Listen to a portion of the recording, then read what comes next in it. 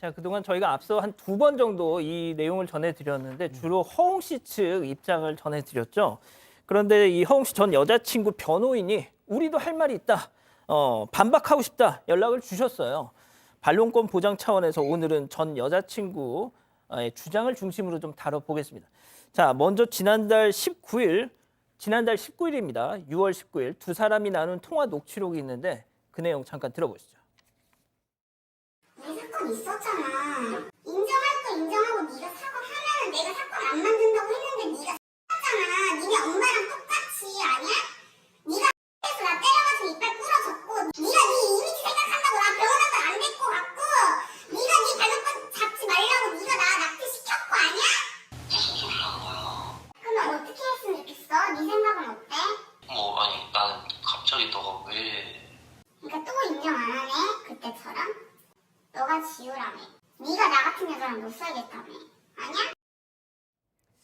자, 그래도 통화 내용 들어보면 조금 솔깃하는 부분이 있어요. 네, 네가 날 때려서 이가 부러졌다. 네, 그렇습니다. 허웅 씨 전 여자친구 변호인 주장에 따르면요. 호텔 사건은 2021년 5월 중순에 벌어졌습니다. 두 사람은 2018년부터 2021년까지 3년 가까이 만나면서 만남과 헤어짐을 반복했는데요. 당시에는 잠시 이별을 했던 상태였다고 합니다. 그런데 두 사람은 한 호텔 안에 있는 술집에서 만나게 됐는데 술을 마시다가 다퉜고 밖에 나와서도 다투다가 허웅 씨에게 맞아서 치아가 부러졌다고 합니다. 당시에 길거리에 사람들도 많은 상황에서 맞았는데 사람들이 계속 쳐다보니까 전 여자친구를 호텔로 끌고 올라갔다고 주장을 했습니다. 폭행을 당해서 전 여자친구는 공포감을 느낀 상태였는데 허웅 씨는 호텔 안에서 강제적으로 원치 않는 성관계를 했고 이로 인해서 임신을 하게 됐다고 합니다. 2019년 22주차에 임신 중절 수술을 한 이후 두 번째 임신을 하게 된 겁니다.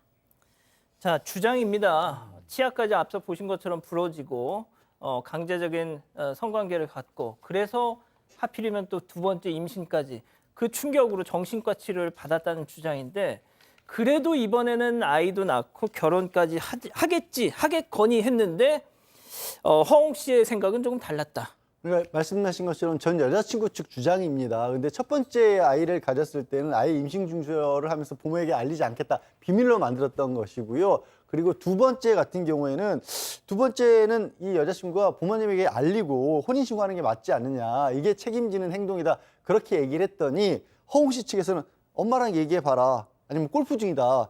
뭐 혼인신고가 갑자기 무슨 말이냐라는 식으로 나왔었고 이제 산부인과에 가서 아이 초음파 사진을 찍어서 그걸 보냈더니 갑자기 병원을 왜 갔냐 이런 식으로 반응을 보였다는 게 전 여자친구 측 주장입니다. 뭐 그런 얘기도 있었잖아요. 그 카톡 스크린샷도 나왔지만 나 골프하고 있다. 네. 뭐 이런 얘기도. 자, 이 아이도 결혼도 관심 없는 허웅 씨 태도에 큰 상처를 받았다는 게 이 전 여자친구의 주장인데요. 그 이후에 3억 얘기, 돈 얘기가 나왔다고요. 네, 지금 이제 허웅 씨 측에서 얘기를 할 때 그 여자친구가 이제 임신 중절 수술하고 난 이후에 3억을 요구했다라고 이제 주장을 했는데 그것에 대해서 이 전 여자친구 측에서의 주장입니다. 임신 중절 수술 대가로 허웅 씨가 3억을 먼저 제시했다는 거예요.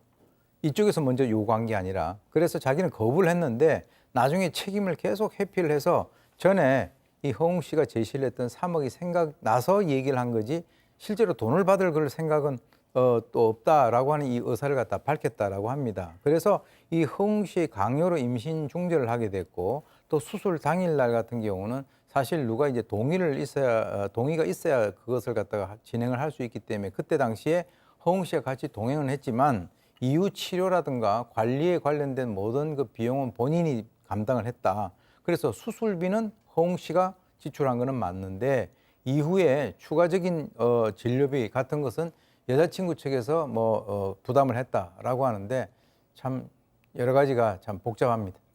그러니까 3억을 달라고 했던 거는 연인 사이에 다투다가 화가 나서 그냥 홧김에서 튀어나온 얘기이지 절대 협박 같은 거 한 적 없다 이런 주장이에요. 자, 그 근거가 있답니다. 체크포인트 짚어보죠. 화해도 하고 여행도 가고. 자, 허웅 씨 전 여자친구 변호인 얘기 들어보시죠. 화해하고 중절 수술하고 또 여행도 같이 가?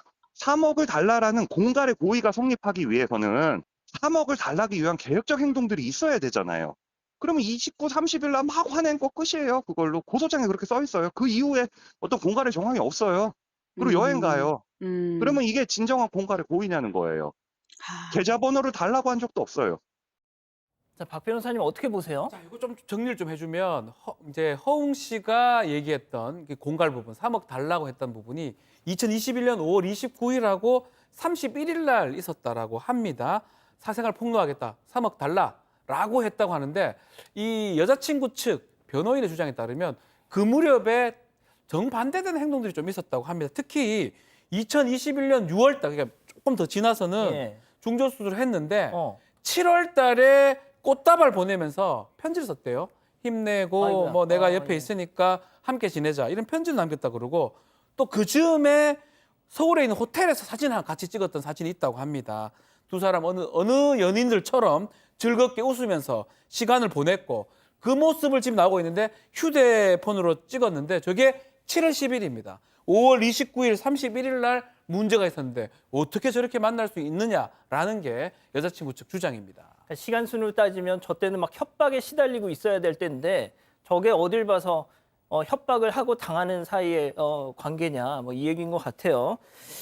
자, 교수님, 전 여자친구 주장에 따르면 저렇게 평범한 연인 사이로 돌아갔지만 얼마 지나지 않아서 두 사람은 이별을 하는데 그 이후 허웅 씨의 행동 때문에 허웅 씨 어머니한테 문자까지. 그런 주장을 갖다 현재 하고 있습니다. 그래서 이제 허웅 씨가 나는 너를 절대 놓치지 못한다. 죽을 때까지 후회할 것 같아. 나는 너 못 놓친다. 이런 그 SNS하고 문자를 갖다 계속 보내왔다라고 하는 거죠. 그러면서 이제 협박을 해서 이 여자친구 측에서 결국 경찰에 진정서를 넣기도 했는데 그 이후에 좀 이걸 좀 그 다른 방향으로 한번 고쳐보기 위해서 전 여자친구가 허웅 씨 어머니에게 문자를 보냅니다. 헤어짐을 거부하고 이 허웅 씨가 협박 스토킹 행각을 하는데 저도 더 이상 참을 수가 없다. 그래서 경찰이 신고를 접수했고 더 이상 이 허웅을 만나고 싶지 않는데 이렇게까지 만드는 본인의 아들, 즉 다시 말해서 이 어머니에게 좀 말려주십사라고 연락 부탁드린다 이렇게 얘기를 했다고 하는 거죠. 그래서 만약에 협박을 갖다 멈추게 되면 신고 접수를 취소할 예정이다라고 얘기를 갖다가 문자를 보냈으니까 그 이후에 이제 진정서가 취하가 됐고요. 그리고 거기다가 이제 또 하나 이제 또 다른 얘기를 하고 있는데 2020년에 잠시 헤어졌을 당시에 자기 집에 이 허웅 씨가 무단 침입을 해가지고 10장이 넘는 편지를 쓰고 그것도 모질라서 네, 테이블에 돌아와 달라. 그렇지 않으면 극단적 선택을 하겠다라고 하는 이런 등의 내용을 적기도 했었다라고 하는 것이 여자친구 측의 주장입니다. 자, 이런 가운데 이 허웅 씨 전 여자친구에 대한 뭐 또 이런저런 막 뭐 얘기들이 나오고 있는데 오늘 본인이 직접 등판을 했어요. 네, 한 유튜버는 어제 허웅 씨 전 여자친구에 대해서 본인은 업소녀가 아니고 평범한 대학원생이라고 라면서 마약 사범 황모 씨와도 매우 절친한 사이던데 함께 마약하다가 처벌도 받았다. 평범한 대학원생이 포르쉐를 산 것도 대단한데 1년 만에 4억 원짜리 람보르기니로 기변을 했다. 강남에서도 가장 비싸다는 청담동의 고급 아파트는 어떻게 혼자 거주하는 건가 이런 발언을 했습니다. 자, 그러니까 유튜버가 허웅 씨 전 여자친구에 대해서 업소녀 아니고 평범한 대학원생이라고 네가 뭐 이런 식으로 지금 의문을 던졌다는 거예요. 네, 맞습니다. 그런데 오늘 전 여자친구가 SNS에 작작해라라는 글과 함께 본인이 거주하는 곳으로 알려진 아파트 등기부 등본 사진을 올렸습니다. 공개된 등본에 따르면 전세권은 2020년 8월 25일자로 설정돼 있습니다. 이 전세권자는 성이 같아서 가족관계 등으로 추정된다고 합니다. 전날 한 유튜버가 제기한 유흥업소 출신이라는 의혹에 반박하기 위해서 이 같은 자료를 공개한 걸로 풀이되고 있습니다. 전 여자친구 변호인에 따르면 유흥업소 출신이 절대 아니고 지인이 유흥업소에 다니는 거라고 밝혔고요. 두 번째 임신 중절로 인한 충격으로 정신이 망가지고 극단적인 선택을 시도해서 마약 투약을 한 번 한 적은 있다 이렇게 밝혔습니다. 자, 양 변호사님 지금 뭐 완전 진흙탕 싸움이라는 말이 딱 맞는 그런 지경인데 그 진짜 이게 오늘 스포티비 뉴스 보도 제가 한 구절만 좀 소개를 해드릴게요. 농구계에선 터질 게 터졌다는 반응이다. 오랫동안 허웅에 대해 농구계 평판은 대단히 좋지 않았다. 평소 팬, 농구 관계자, 언론을 대하는 불성실한 태도와 인성 문제는 오래전부터 나온 얘기다. 심지어 같은 팀인 부산 KCC 관계자들 역시 허웅을 관리하기 정말 쉽지 않은 선수라며 곱지 않은 시선으로 봤다. 이거 저희 얘기가 아니고요. 스포티비 뉴스 보도 그 기사 일부를 지금 소개를 해드린 건데, 이 지금 허웅 씨가 처음 이걸 시작을 했잖아요. 고소도 네. 먼저 하고. 자, 그런데 언론전을 하면서 고소를 하면서도 여론 흐름은 일방적으로 본인한테 유리하게 가지 않고 있어요. 그렇게 한쪽에 치우치거나 쉽게 뭐 단정 짓기는 어려운, 조금 전에 일부 매체 내용을 또 읽어주셨지만 거기에 대해서라고 또 그냥 그런가 보다 할 수도 없는 노릇 아니겠습니까? 일단 양쪽의 입장을 최종적으로 정리를 해드리자면, 이 전 여자친구의 변호인은 지금까지 설명했던 그런 주장들을 해오고 있고, 허웅 씨가 처음에 밝혔던 얘기들 있지 않습니까? 이게 이른바 2차 가해다라고 주장하고 있습니다. 그래서 이 부분에 대해서는 시시비비를 명백하게 밝힐 거고, 더 나아가서는 사실 두 번째 그 임신을 하게 된 게 폭행 이후에 그 강제로 성관계를 가졌기 때문이라고까지 주장했지 않습니까? 이거 혹시 성범죄 간간히 성립되는 건 아닌지 따져봐서 고소까지도 할 수 있다라는 입장을 밝혔고요. 반면에 이제 허웅 씨 변호인 측에서는 이런 여러 가지 주장에 대해서 일일이 대응하지 않겠다. 수사 결과가 나오면 수사 결과를 기다렸다가 한꺼번에 정리를 해서 입장을 발표하겠다. 그리고 이제 상대방의 주장이 뭐 사실이 아니다, 이런 정도의 입장으로 보입니다. 예. 근데 이 허웅 씨 이번 건 때문에 아버지 허재 전 농구 대표팀 감독의 과거사까지 소환이 되고 있어요. 예전에 뭐 아시겠지만 5번의 음주운전 적발 이력이 있지 않습니까? 그래서 아무튼 참 이래저래 좀 그렇습니다.